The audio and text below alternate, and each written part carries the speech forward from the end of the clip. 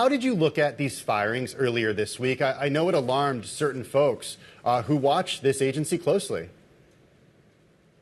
As far as the FTC goes, there was an inevitability that the Republicans were going to get control of the FTC.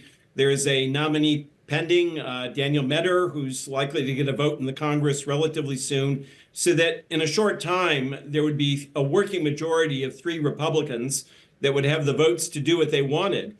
The larger message, though, for the regulatory process is that the White House is determined to get more control over how these agencies operate and to bend their programs more in the direction that the president prefers.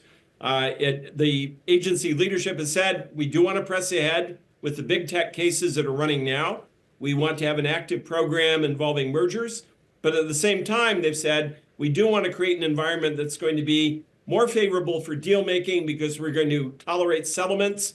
We're going to establish a timeline that is more predictable and reliable. So this is part of a larger effort across the government for the White House to achieve greater control over how the regulatory process operates, including for big tech and antitrust. Well, explain the nuance there, because what I heard is 2 different things. One is that, okay, we're going to continue with, for lack of a better term, a crackdown on big tech or going hard on big tech. I guess some observers would point that out. Some people might not agree with that statement. But the other part is we want a friendlier regulatory environment, and we want to communicate a friendly regulatory environment that opens up more M&A. How do those things coexist? Yeah, here's one way that you can reconcile them. The Biden administration adopted a position on mergers that was very skeptical about settlements as a way to resolve problems. Settlements that would involve divestitures or conduct-related solutions. The leadership of the Federal Trade Commission and the incoming leadership of the Department of Justice Antitrust Division have said settlements belong in the solution set, that where the parties can come forward with a divestiture package that we regard as acceptable, when they offer us conduct-related solutions to specific problems, we are going to be more willing to accept those. That opens up a wider path for deal makers to come forward with solutions to problems that might otherwise have led the agencies to go directly into court.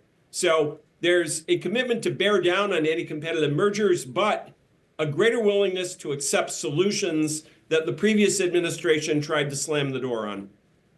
It's interesting because we've heard in the past, even during the election, that Vice President J.D. Vance thought Lina Khan was actually doing a great job.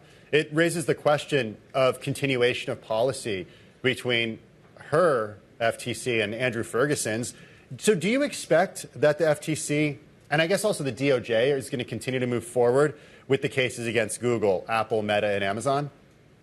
I expect it will continue. And it's been interesting to watch how Andrew Ferguson, the FTC chair, especially has emphasized that many of these initiatives began at the end of the first Trump presidency.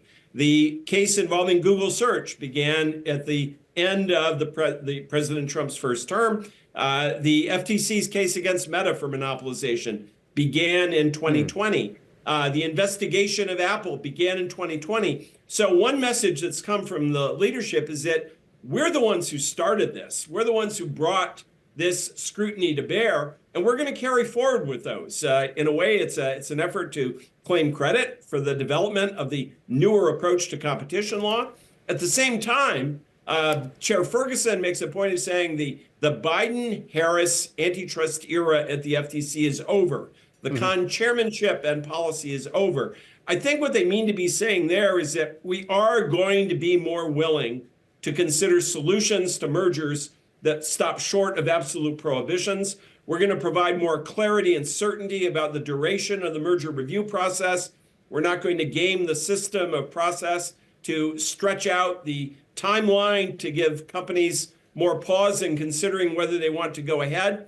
So it is a mixture of saying we're going to continue to be tough with respect to tech in particular, but at the same time saying that we aren't going to create an environment that is so demanding as it was before. So there are going to be possibilities for more mergers.